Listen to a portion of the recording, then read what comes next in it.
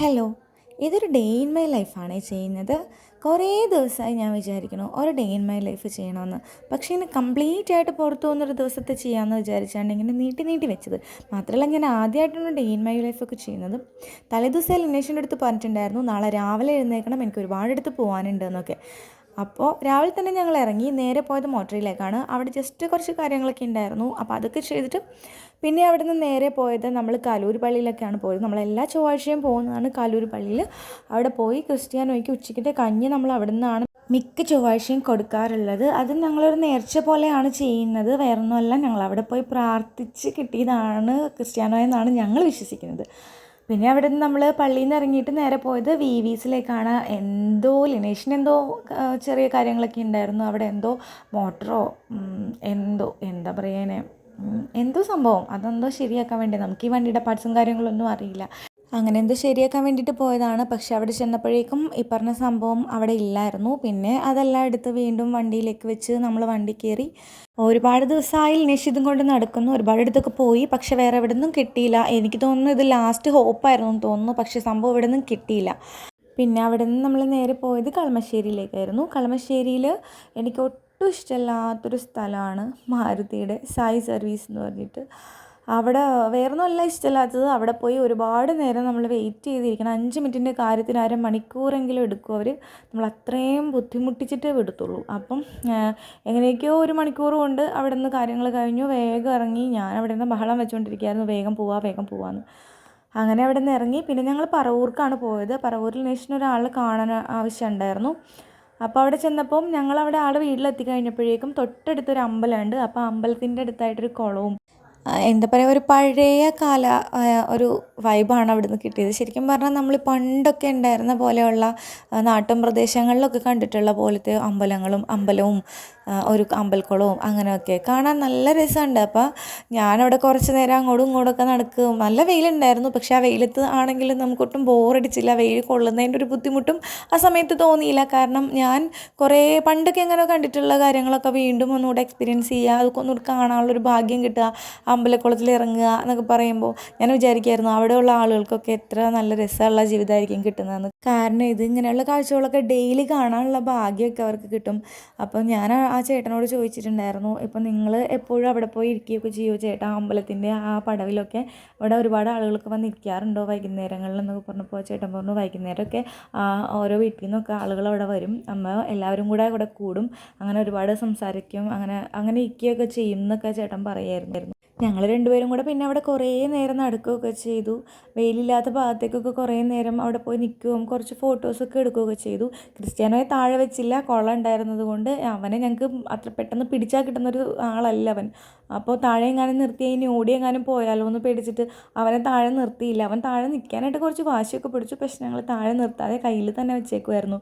പിന്നെ കുളത്തിനകത്ത് നിറച്ച് മീനുണ്ടായിരുന്നു കേട്ടോ. അപ്പോൾ ലിനേഷ് പറയുന്നുണ്ട് കരിമീനാണെന്ന് തോന്നണമെന്ന്. അപ്പോൾ അങ്ങനെ ഒത്തിരി മീനും അതിനകത്ത് കണ്ടായിരുന്നു.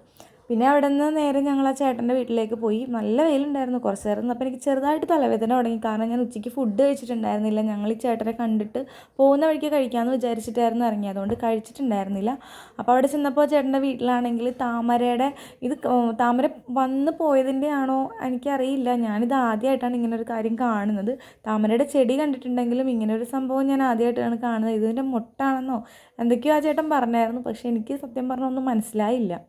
പിന്നെ അവിടെ നിന്ന് ഇറങ്ങിയിട്ട് നേരെ മാഞ്ഞാലിക്ക് പോയി. അവിടെ നിന്ന് ഒരു ബിരിയാണി കഴിക്കാമെന്ന് വെച്ചാൽ അപ്പോഴേക്കും 4 മണിയായിട്ടുണ്ടായിരുന്നു. പിന്നെ ഈ മാഞ്ഞാലി ഭാഗത്ത് എപ്പോഴും മാഞ്ഞാലി ബിരിയാണി എന്ന് പറഞ്ഞിട്ടുള്ള ഷോപ്പുകൾ ഒരുപാടുള്ളത് കൊണ്ട് ബിരിയാണി എപ്പോൾ വേണമെങ്കിലും കിട്ടും എന്നുള്ളതുണ്ടായിരുന്നതുകൊണ്ട് അവിടെ നിന്ന് കയറി ഒരു ബിരിയാണി കഴിച്ചു. പക്ഷേ ബിരിയാണി അത്ര പോരായിരുന്നു, എനിക്കത്ര ഇഷ്ടപ്പെട്ടില്ല. ഞാനൊരു ബീഫ് ബിരിയാണി, ലിനേഷ് ഒരു ചിക്കൻ ബിരിയാണിയാണ് കഴിച്ചത്.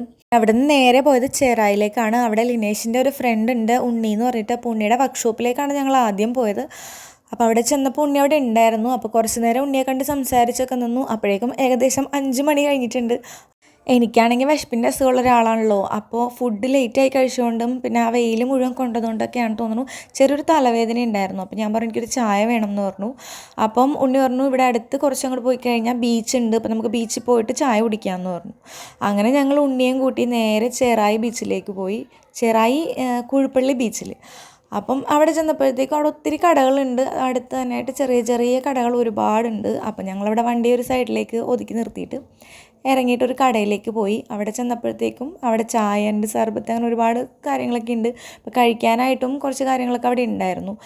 അപ്പം പിന്നെ ഞങ്ങൾ അവിടെ ഇരുന്നൊരു ചായ ഓർഡർ ചെയ്തു. പിന്നെ കഴിക്കാനായിട്ട് പഴംപൊരിയൊക്കെ ഉണ്ടെന്ന് ആ ചേട്ടൻ പറഞ്ഞു. പിന്നെ ഞാൻ നോക്കുമ്പോൾ തൊട്ടപ്പുറത്തിരിക്കുന്ന ആളുകൾ കോളിഫ്ലവറിൻ്റെ ഫ്രൈ ആണെന്ന് തോന്നുന്നു കഴിക്കുന്നുണ്ട്. അപ്പോൾ ക്രിസ്ത്യാനോ അത് ചൂണ്ടിക്കാണിച്ചു. അപ്പോൾ പിന്നെ അത് പറഞ്ഞു, ഒരു പ്ലേറ്റ് പറഞ്ഞു. അങ്ങനെ അത് ബജ്ജി ആയിരുന്നു തോന്നുന്നു, കോളിഫ്ലവറിൻ്റെ നല്ല ടേസ്റ്റ് ഉണ്ടായിരുന്നു, കൊള്ളായിരുന്നു. പിന്നെ അങ്ങനെ ഞങ്ങൾ ഓരോ ചായയും പറഞ്ഞു. ചായയൊക്കെ കുടിച്ച് കഴിഞ്ഞപ്പോഴേക്കും ഞാൻ പറഞ്ഞു എനിക്കൊന്ന് ബീച്ചിലേക്കൊന്ന് പോകാമെന്ന് പറഞ്ഞു. അങ്ങനെ പതുക്കെ ഞങ്ങൾ രണ്ടുപേരും കൂടെ ബീച്ചിലേക്ക് പോയി. അപ്പോൾ ക്രിസ്ത്യാനോയെ അവിടെ കുറച്ച് നേരം നിർത്തിയപ്പോൾ അവിടെ ഊഞ്ഞാല ആടിക്കൊണ്ടിരിക്കുന്ന ആളുകളൊക്കെ ഇപ്പോൾ ശല്യം ചെയ്യാൻ തുടങ്ങി. പിന്നെ ഞാൻ അവൻ്റെ കൈ പിടിച്ച് കുറച്ച് നേരം അവനെയും കൊണ്ട് ആ ബീച്ചിലൊക്കെ അങ്ങോട്ടും ഇങ്ങോട്ടൊക്കെ നടന്നു. അപ്പോഴാണ് ഞാനപ്പുറത്ത് ഫ്ലോട്ടിംഗ് ബ്രിഡ്ജ് കാണുന്നത്. കഴിഞ്ഞ വട്ടം വന്നപ്പോൾ അതിവിടെ ഉണ്ടായിരുന്നില്ല. അപ്പോൾ ഉണ്ണി പറഞ്ഞിട്ടുണ്ടായിരുന്നു ഇവിടെ ഇങ്ങനെ ഒരു സംഭവം ഉണ്ടായിരുന്നു നേരത്തെ, ഇപ്പോൾ എന്താണെന്നറിയില്ല, കുറച്ച് നാളായിട്ടില്ല എന്നൊക്കെ. അപ്പോൾ ഉണ്ണി തന്നെ പോയിട്ട് ഒരു ടിക്കറ്റൊക്കെ എടുത്ത് ഞങ്ങൾക്ക് തന്നു. ഞാൻ ആദ്യം ഒന്ന് ഇറങ്ങിയപ്പോൾ നന്നായിട്ടൊന്ന് സ്ലിപ്പായി.